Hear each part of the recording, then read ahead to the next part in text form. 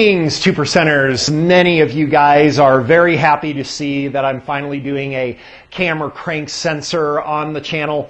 I've not done that before because of a couple reasons. First of all, this is actually the first time I've ever seen this particular type of problem with a cam or crank sensor on a vehicle, so I don't have any experience with it. I also have very limited knowledge about it. It's one of the reasons I haven't done a Diagnosis and Understanding series on these, because I myself actually need to study up on them, and I've not really taken time to do that. So, given my limited knowledge and experience with this, it should be interesting, because I'd imagine that I'm going to struggle a little bit, and we'll just kind of see how this goes. History on the vehicle, I know according to the owner it has some type of cam crank correlation code or something like that. The vehicle has a intermittent no start, cranking no start, or a very long start time, and it also has a fairly consistent misfire. So all of those, as far as my understanding, certainly seem to add up to a cam or crank kind of problem. So I think the best thing to do here is let's just kind of go ahead and hook this up to the scan tool and verify the symptoms. And for those of you who are wondering, yes, this Jeep has been in here before.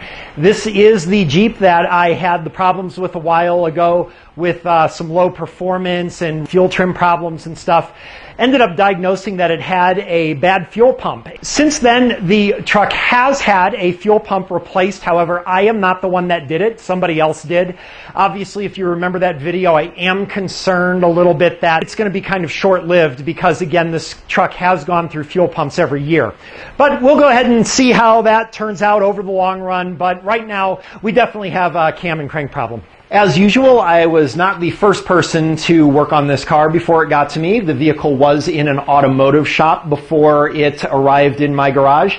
And at the automotive shop, I will give you one guess at what they replaced as part of a cam sensor trouble code. And if you guessed a cam sensor, you would be exactly right, because that's pretty much what you would expect 98% of people to do, apparently including professionals. If you happen to guess that the car got a new PCM, you would also be correct. Yes, they also replaced the PCM when the cam sensor didn't work. So some of you guys have mentioned you don't like it when I bring up the misdiagnoses that were done from people before me. Well, I don't like it when professional mechanics charge a customer $1,100 and still profit off of their misdiagnosis while the customer is still stuck with the same problem. So that's how I feel about it. You're entitled to your opinion. Now, I do have one other bit of help with this.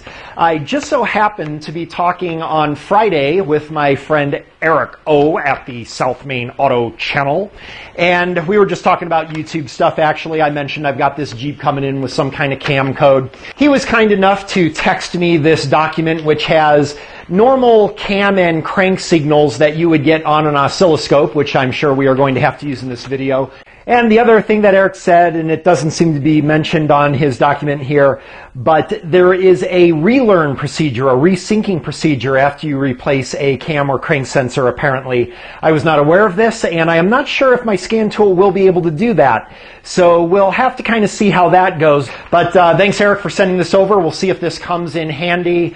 And Eric also said, and just remember, viewers, if I can do it, you can do it. Thanks, Eric, for the inspiration. We'll see how this goes. All right, this is actually not the code I expected. I thought it was going to be some kind of cam-crank correlation code, but what we've got is a loss of a cam or crank signal. This kind of changes things a little bit from what I was expecting. I was suspecting things maybe like a timing problem with the vehicle where the cam and crank weren't aligned with timing or something like that. But I believe we're going to have some type of electrical problem, and not likely to be with the cam sensor, of course. I don't believe they changed a crank sensor on this. That could be a problem as a bad crank sensor, but I'm going to have to come up with some way to determine if we've got an intermittent loss of signal. I know a little bit about these things, but I know that on different vehicles there's different controls that are done through the cam and crank sensor. So on some vehicles, the cam sensor is going to control both your fuel injection and your spark. On other vehicles, the cam would control the fuel injection, crank the spark, and on others it may be whatever other combination there might be. I have no idea what it is on this one. But I think one thing we might be able to do is figure out, because if we can reproduce that cranking no start, we can probably see whether we have a loss of spark or a loss of fuel or both. If we have a loss of spark, and the spark is controlled by the cam, that would indicate the cam sensor must be the problem. If we have a loss of fuel and the cam sensor controls fuel delivery and the crank controls spark, and we have spark but no fuel, again, that would indicate the cam sensor in that case, and vice versa if the crank sensor had control of those particular systems. So it might be helpful to go ahead and do that. Let's see if we can reproduce that cranking problem.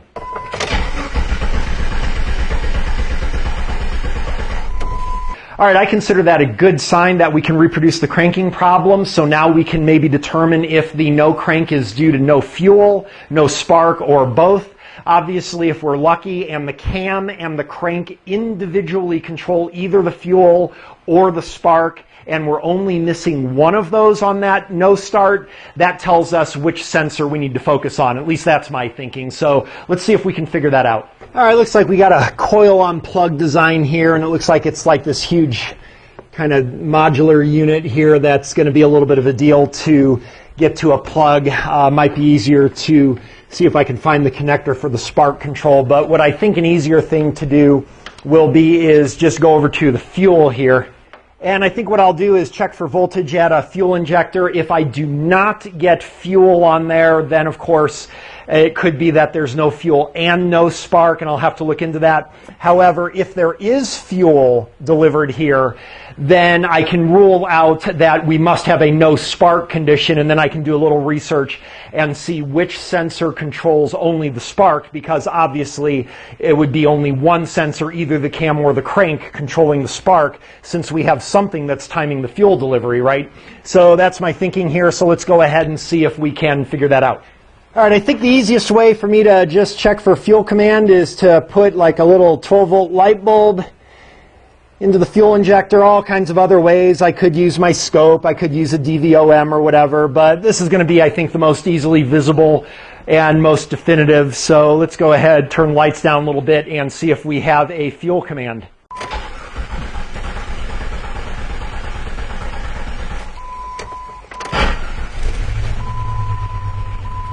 Okay, as we can see, there was fuel command there, so by process of elimination we can determine that there must be a no spark condition. This actually helps us significantly. I can do a little research and see which sensor, the cam or the crank, controls spark, since obviously we don't have spark. I think just because, even though I'm limited on time and everything, and I want to be 100% sure that I'm not overlooking anything kinky, let's just go ahead and confirm that there is actually no spark. All right, I decided the quickest way to do this is to go ahead and take the cops off, and then we'll go ahead and just put a spark tester in here. Since I'm by myself, I don't really have any better way of doing this than filming the result from the spark tester here. So let's go ahead and see. This guy shouldn't light up. Let's turn the lights out and go ahead and see what happens.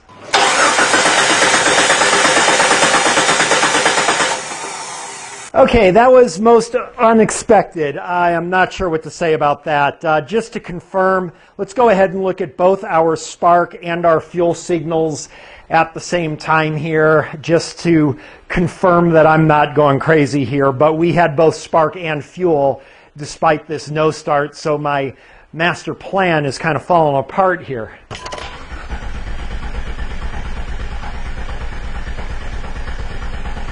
Okay, this video just got interesting. I know you guys are loving this, but I'm getting worried because I do not have time for this kind of nonsense. Obviously, we've got spark and fuel command here, despite the no start. Not going to get too discouraged here. All things have a logical explanation. One logical explanation is the car would have started in that event. So I think what I'm going to do is go ahead and just connect this back up real quick, confirm that we still have that no start. Remember, it is kind of intermittent. You actually saw that at the beginning of the video. But After that, I've got some other ideas, but it looks like we're going to have to be pulling out the scope and looking to see if maybe we don't have correct patterns or something like that. But they are patterns that are giving spark and fuel, just maybe not at the right times. So a little bit concerned here, but let me just confirm that we do still have a no start.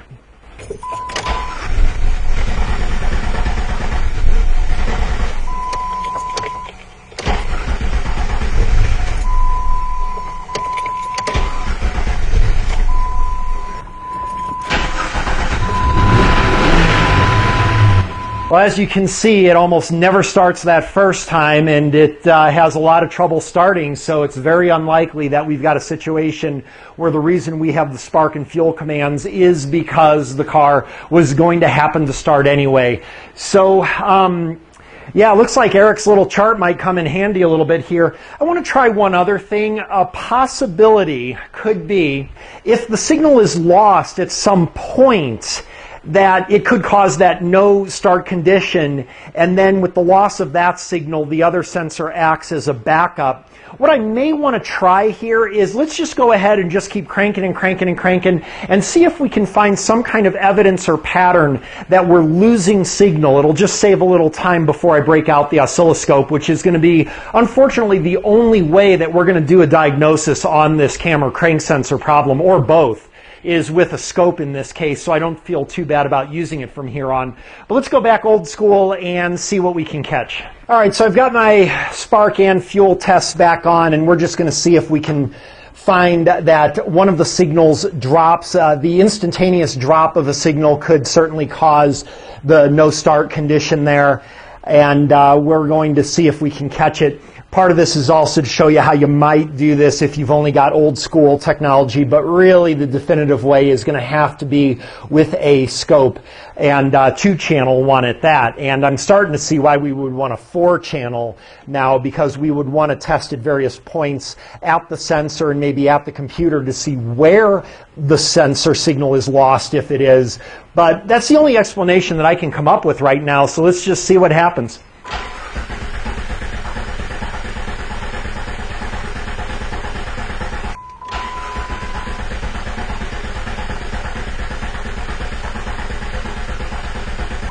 All right, it seemed to me that we had a loss of the fuel signal before we had a loss of the spark signal, and that was consistent twice, I noticed. It's consistent with the trouble code of a dropped cam or crank signal.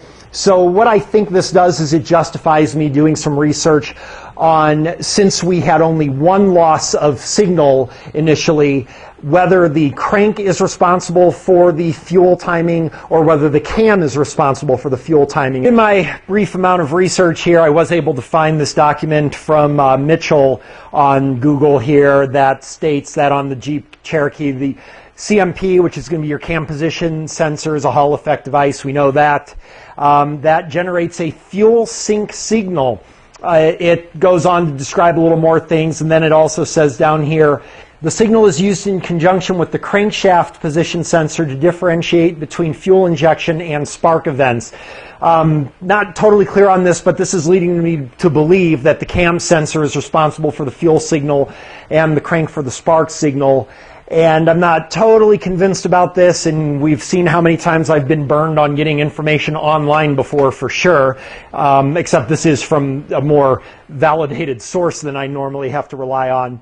So I think the best thing to do is going to be to hook up the oscilloscope to the cam position sensor and the crank position sensor and kind of look at those waveforms, see if we find anything unusual. So I already know where that cam sensor is. Let's go ahead and see if we can find that crank sensor now. All right, I was going to show how I'm going to try to figure out my connections for my oscilloscope here, but I cannot find a crankshaft position sensor in the normal location I would find it. Obviously, being a 2%er, this does not mean that we go on the Yahoo chat room and ask, hey, where's a cam or crank position sensor on this vehicle? Because we know what the function is, we know that it must somehow be reading some rotational component of the crankshaft. I do not see it up in front of the vehicle like it normally would be. That means it's going to have to be somewhere along the transmission, most likely. So let's go ahead and look there. Okay, most definitely I've found it. Right, there's a good view of it right there, at least as best as the view that I have personally. So that's not going to be hugely helpful for me here for the back probing that I want to do. It's going to be easier to find some connector or maybe at the PCM. But the other thing that I've noticed is while searching around for that thing, I'm finding all kinds of bare wiring harnesses and things like that. Stuff that kind of indicates maybe this vehicle might have had an engine replacement done unprofessionally at some point. You can see another wire harness stripped right there. All kinds of these wires that are kind of around that sensor position that any of those wires could have damage to them or whatever, and that is kind of worrying me that that may be more likely to be the cause of the problem, except for the fact that, according to what we read there, we would be inclined to believe the cam position sensor is our issue with our dropped fuel signal, but we really need to run the scope on both of these and catch that loss of signal to confirm. All right, well, unfortunately, filming this thing, as always, adds 3 times the amount of time to this thing, and I do not have a lot of time, so I'm going to have to come up with a much better method than doing the crank position sensor, given the fact that some of the evidence we have from a reliable source indicates that the camshaft position sensor is where we should be focusing based on that apparent loss of fuel signal. So what I'm thinking we're going to do is, what I want to do is hook up the oscilloscope to the cam sensor and see if we're losing signal from the cam sensor. Now ideally I want to do this at the PCM so that I'm encompassing the cam sensor and all of the wiring with it, but I would have to take time to look up a wiring diagram and everything. I want to try to just do some stuff as quick as possible here. So let's go ahead and hook up the scope to the cam sensor. One of the things we also have going for us is, remember, we've got that misfire that happens, which I am convinced is going to be from that cam sensor, since that's the only code that we have. We don't actually even have a misfire code, even though it's certainly misfiring.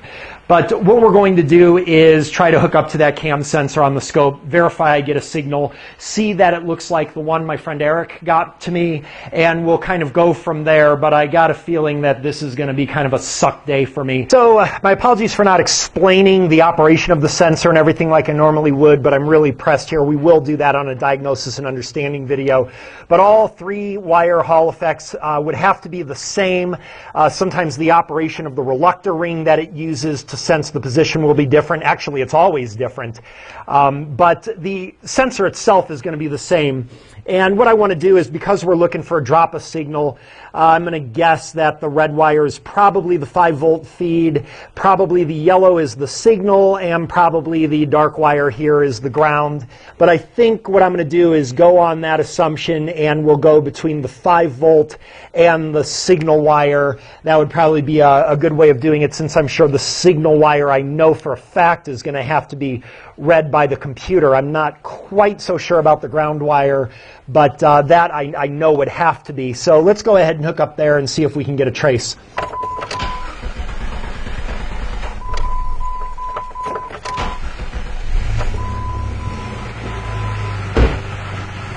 Okay, got our engine started, got a nice waveform there. What I'm going to do is I'm just going to see if I can feel for misfires here. Right now I don't feel any. Let me go ahead and decrease this a little bit, see if we can find any dropouts.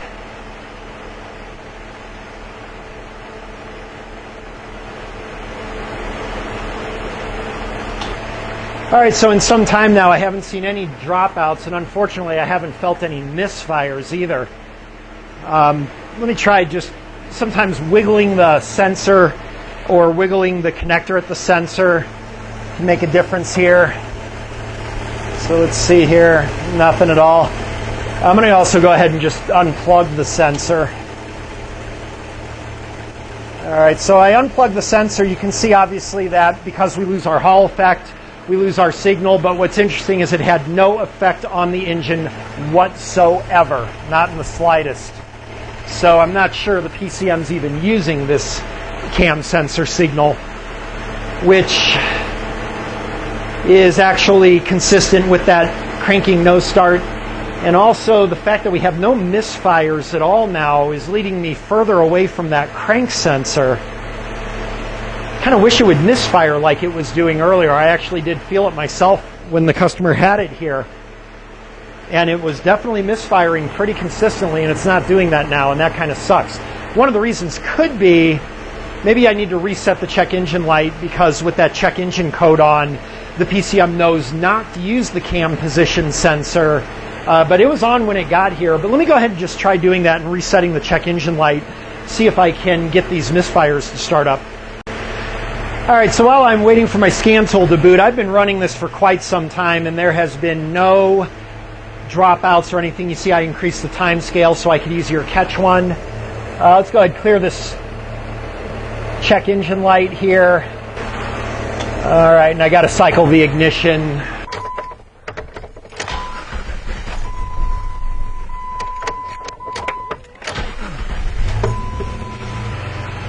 Check engine light is actually immediately back on. All right, so it did during starting, obviously, immediately pick up the loss of the signal. I'm really concerned the fact that if I unplug that sensor, that we are not having any effect on the engine. So I think what I'm going to do is, all right, I just want to see if we can find any misfires. I am surprised I can't get any misfires. I want to see if we can pull up a misfire monitor here. I don't, that's kind of a real bummer. See if there's any cam or crank information, anything that I can use here. Oh, look, misfire counters, sweet. All right, I've got some misfire counters set up there. One of the things, I don't trust these very much, so I'm just going to unplug a fuel injector, see if it actually detects a misfire. Oh, it actually does, good. Okay, so we do not have any misfires at this current moment in time, and that is a little bit frustrating, but not that big of a deal. We do have that cam sensor unplugged right now. Let me go ahead and just see if I can start the car.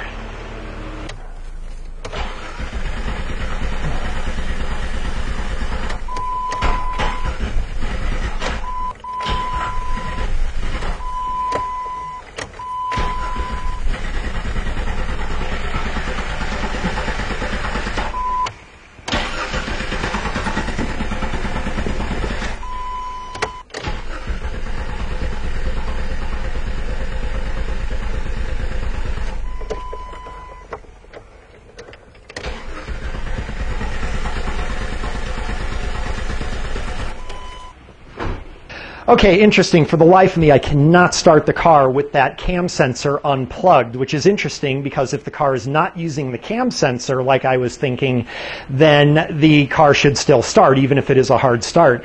It's possible that it needs the cam sensor for starting, but not for running. So if we don't have cam signal while it's starting, it will not start. But if that cam sensor intermittently drops out when the engine is running, well, you don't want the engine to just die maybe, so the crank sensor probably takes over is what I'm guessing. But let me plug this cam back in, see if we can get it started, and now we got to start thinking, because admittedly this is getting a little bit complicated here. All right, cam sensor's plugged in. Let's see if it'll start now.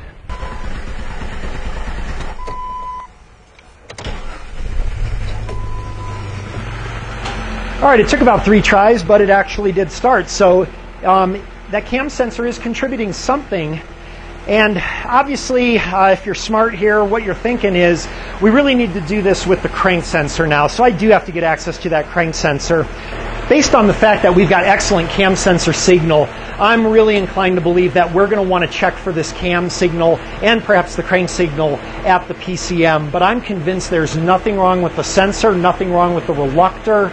I'm not yet convinced if we've got some kind of crank cam timing issue, but I don't think so. So let me see if I can access that crank sensor. I think that'll be the next easiest thing to do.